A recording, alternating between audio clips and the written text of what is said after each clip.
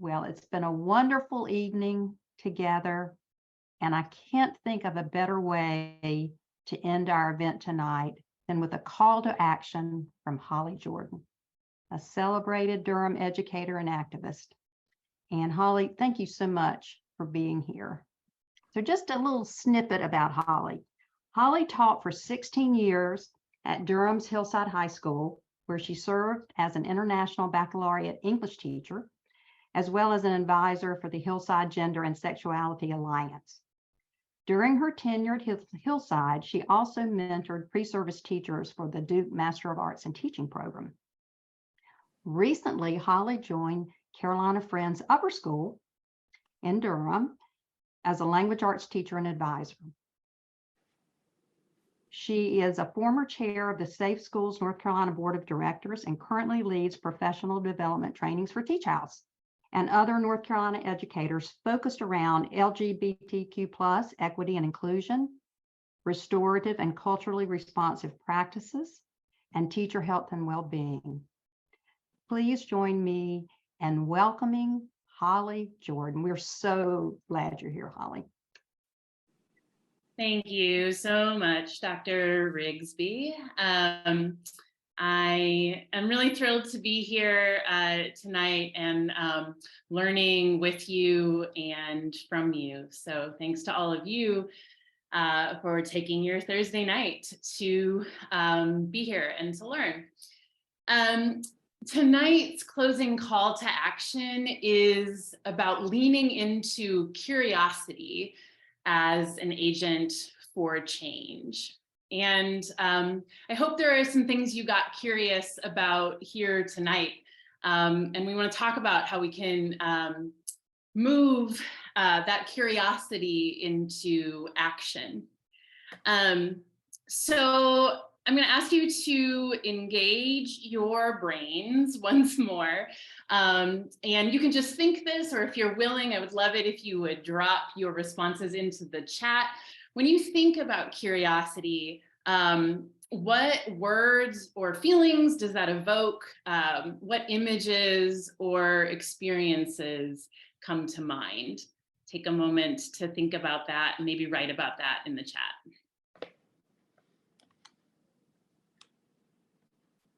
Ooh, active, freedom, excitement, yes. Fresh starts. Yes, curiosity happening in preschool. I love that. Oh, we got an image. I love that too. That's lit, Dorcas, literally. You can keep them coming. Thank you for those thoughts. Yeah, for me, I think about light. I think about joy. I think about elementary school students on the playground during recess, engaging in imaginative world building, creating brand new games, all of those things. I think about sitting with my high school students as they nerd out about a research project on a topic that they're actually excited to learn more about. I really think that curiosity works in tandem with all the best parts of teaching and learning, and that it's something to be celebrated. But here's the thing, it is hard work to get curious, and it is hard work to stay curious. It's especially hard to be curious when we're tired. And I don't know a single person associated with education, students and teachers alike, that isn't tired right now. Tired because it's the end of April, tired after 3 years of working and learning through COVID, tired from day after day, week after week of standardized testing. It's hard to be curious when we're tired, when we're worn out. And when that happens for us, for our students, we revert to what's easier, what's less work. Fill in these blanks usually takes less mental energy than create this product, right? And I teach 11th and 12th graders who are kind of at the end of their curiosity journey in, pre-K through 12 education.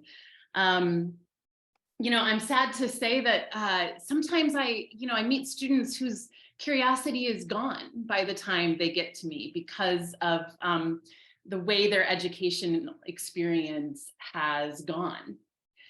Staying curious is especially a challenge in an education system that is overly focused on testing, one that is chronically underfunded, one that over polices our Black and brown students. And in a world that is fully changed by COVID, which, so many people don't even acknowledge. All of that makes curiosity a challenge. And as a result, not all students get to be curious. And I'm afraid that that leads too many students to see school as Ta-Nehisi Coates, who we saw so beautifully illustrated in Tony Williamson's book, which he shared tonight. In his memoir, Between the World and Me, he describes his educational experience this way. And I hope that as you listen to this quote, you will think about and you will drop in the chat some things that resonate with you from it. To be educated in my Baltimore mostly meant always packing an extra #2 pencil and working quietly. Educated children walked in single file on the right side of the hallway, raised their hands to use the lavatory, and carried the lavatory pass when en route. Educated children never offered excuses, certainly not childhood itself. The world had no time for the childhoods of Black boys and girls. How could the schools? Algebra, biology, and English were not subjects so much as opportunities to better discipline the body, to practice writing between the lines, copying the directions legibly, memorizing theorems extracted from the world where they were created to represent. All of it felt so distant to me. Why precisely was I sitting in this classroom? The question was never answered. I was a curious boy, but the schools were not concerned with curiosity. They were concerned with compliance. Thanks for what I'm seeing dropped in the chat. Keep them coming. What resonates with you there in terms of your own experience as an educator and as a learner? Mm-hmm. And as you keep that coming, I want to add that what's described for students here is not altogether different for us as educators. It's often easier for us to make a judgment or an assumption about our students or our colleagues or a situation than it is to approach them with an open mind, to approach them with curiosity. Sometimes it even feels easier to teach compliance.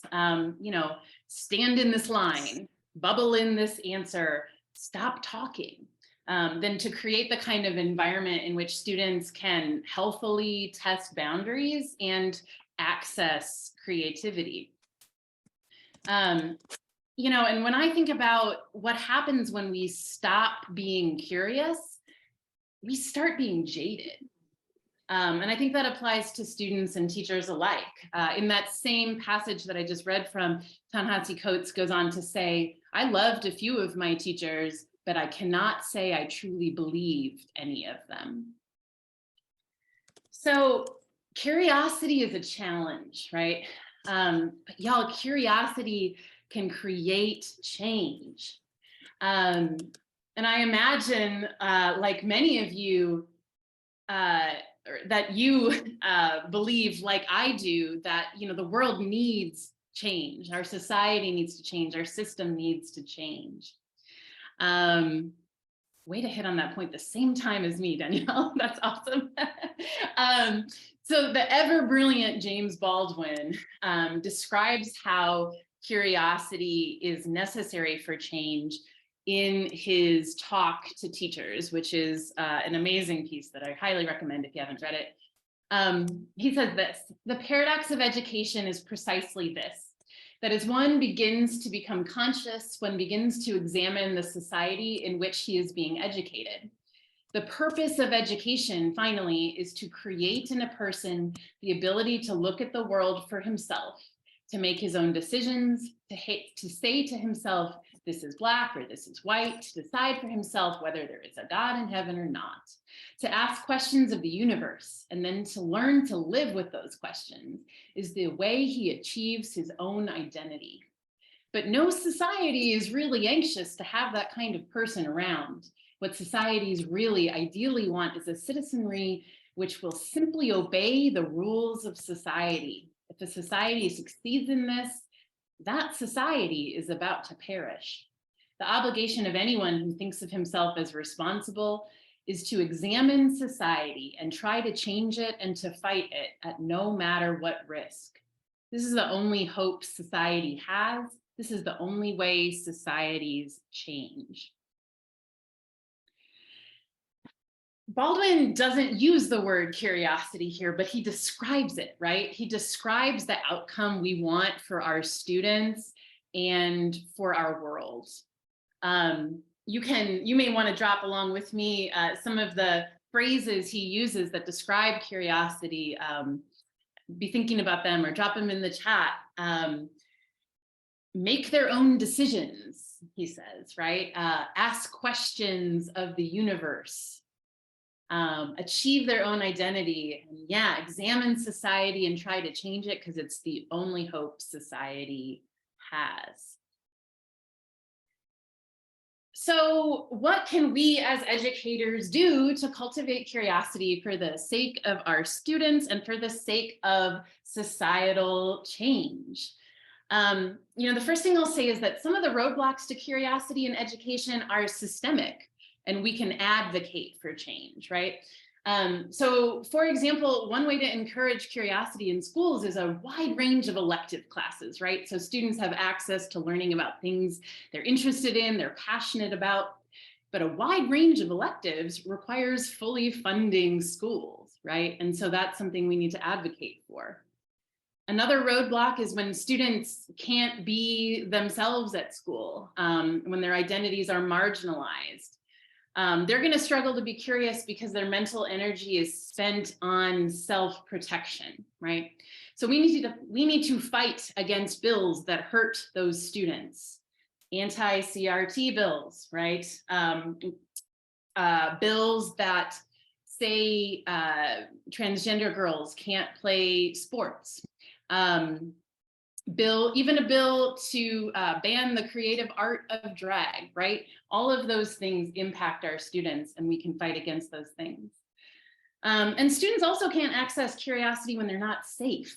So we can fight for gun control so that all of us can be safe in our learning spaces. And we can support the efforts that are in motion of DPS students who are fighting for more mental health resources. And there's also questions we can ask in our own classrooms beyond those systemic issues. How do we encourage curiosity? So how do we support neurodiverse students and those with learning differences? How do we scaffold our learning processes to make sure all students achieve independence as learners? Where can we infuse student choice so that students can explore their curiosities, and how can we constrain that choice so it's not overwhelming? When we're managing our classroom, are we encouraging curiosity in all its forms? Sometimes curiosity might be loud. It might look like an outburst without a raised hand. Sometimes curiosity looks like the question, why are we doing this? That's a curious question, right? Not a disrespectful one. And as we are planning lessons, are we acknowledging that oftentimes the most authentic learning happens when students direct things, not teachers? And as we pepper ourselves with these questions, how can we be gentle with ourselves as we contemplate them, looking at our own practice with curiosity and without the judgment that shuts ourselves down? As we're thinking about all of this, let's break society's rules, those rules that Baldwin says will cause our society to perish. So as we're closing tonight, y'all, I want to applaud you for being here, because being here is a curious action. And as we've talked about, being curious is hard, and it's a brave action. You've taken in a lot of information tonight, and as you leave, I hope that you will lean into what you've learned. Lean into it with curiosity and think about how it can cultivate curiosity and encourage it in your students. And where can you be curious about your own professional relationships and experiences? You know, how do we change the world is an overwhelming question and a kind of intense way to end the night. But when we approach that question, when we approach changing the world, when we approach our whole lives with authentic curiosity, we uncover hope, we move with joy, and we find a way forward. So thank you for being here tonight and doing that. Thank you.